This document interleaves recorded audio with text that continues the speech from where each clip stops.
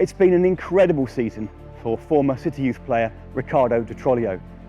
He started 2023 with a bang when he signed his first professional contract with Championship side Coventry City, before being loaned back to St Albans City FC to continue with his football development to the end of the season. This also gives Ricky the opportunity to finish school and his A-levels. As St Albans City Youth FC Head of Professional Development and Ricky's first coach, I got the opportunity to go and meet up with him again and ask him a few questions.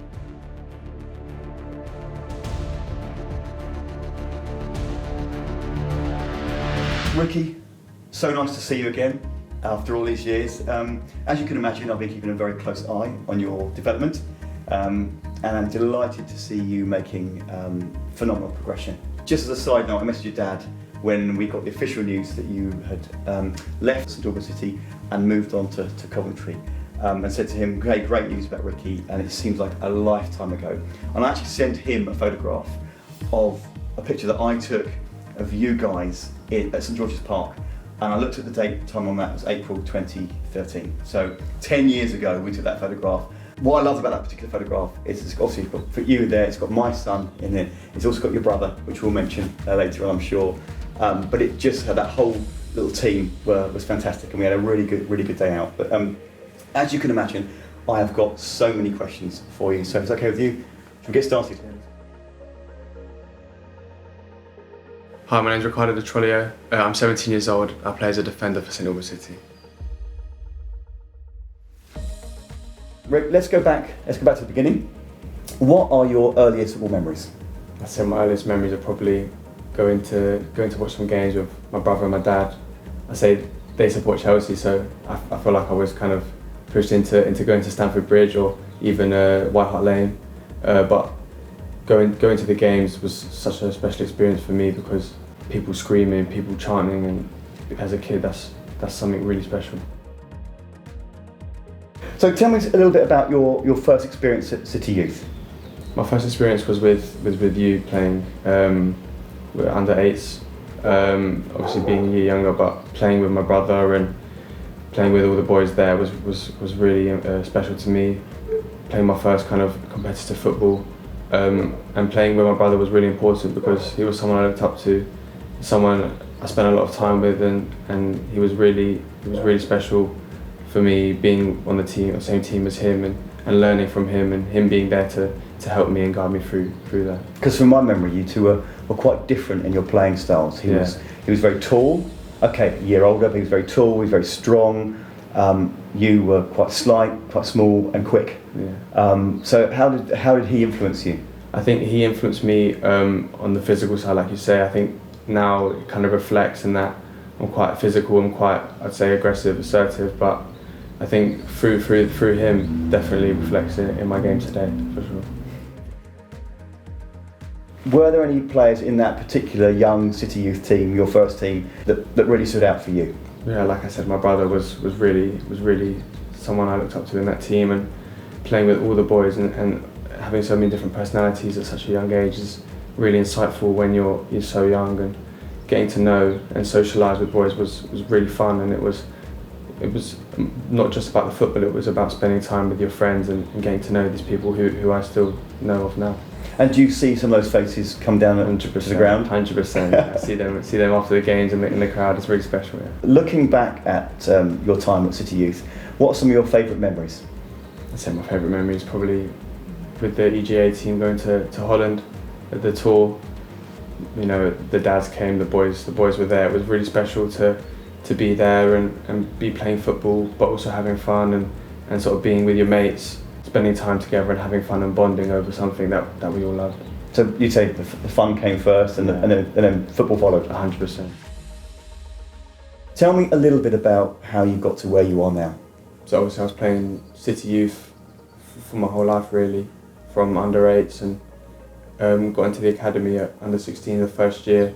Obviously run by Dean Austin, that kind of got me through into 16s, and from 16s playing 18s, and then from 18s going to the B team, and that kind of went like that, and playing first team football the season after that's kind of how it went. So would you say that playing a year up all those years ago has helped you with your career? 100%. Being the youngest for me is always about getting that experience and being with older boys kind of prepares you for the men's game, and that was definitely crucial. Rick, you've introduced yourself as a defender for St Albans City. Have you always played in defence? I have, yeah.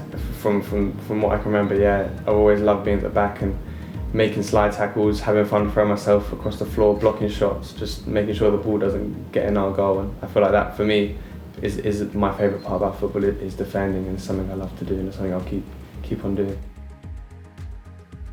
Give us a little insight in terms of how it felt to make your first senior appearance and then your first full senior debut. The game against Concord was my first time coming off the bench for the first team, and it was a surreal moment for me. It was something I'd dreamed of but never really imagined would happen.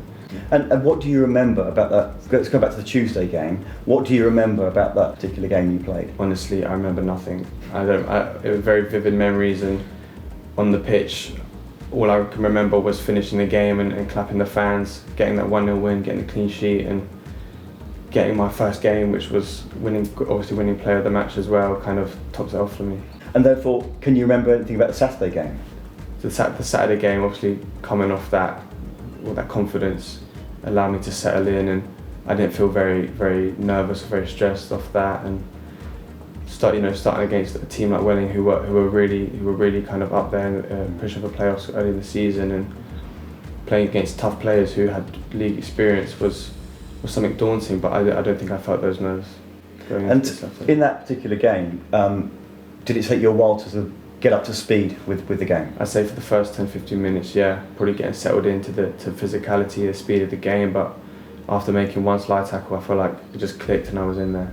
You're a young man playing in the first team. Are there more experienced players helping you out in bringing you up into that role? Definitely, 100%. I can remember being next to Michael Clark, in my very first game, and him talking to me all the time and keeping me focused, keeping me engaged in the game was something I'll look back on, and I'll be forever grateful, because it kind of helped me settle in and get used to the game. Moving on from your St Albans experience, are you excited to be starting a season with Coventry City next year? 100%, really excited, can't wait to get going. Something you dream of as a kid, and for it to happen to me is very special, and it's a blessing, and I can't wait to get started. Full-time football is something I've always wanted to do, so getting into that with a team like Coventry is really special. What guidance would you give from your current position of playing at St Albans and being signed for Coventry to any young, budding St Albans City youth player looking to follow in your footsteps? I'd say to everyone there, just have fun. I think that's the main principle, is to have fun, because if you're not enjoying your football, you're not going to be your best, and you want to be your best and you want to enjoy the game. So I think that's crucial, and also to be fearless and not be afraid to make mistakes, because you'll trap yourself and you won't be able to show everyone how you really play and who you really are as a footballer. So I think not being afraid to make mistakes is really important as well. I wish you all the best in your A-levels, first and foremost, and also I wish you every bit of luck in your playing career. Thank you very much indeed. Cheers, mate. That was amazing to meet up with St Albans City FC defender Ricardo Di Trolio, who's been a regular in the Saints side this season, to talk about City youth and his early playing career.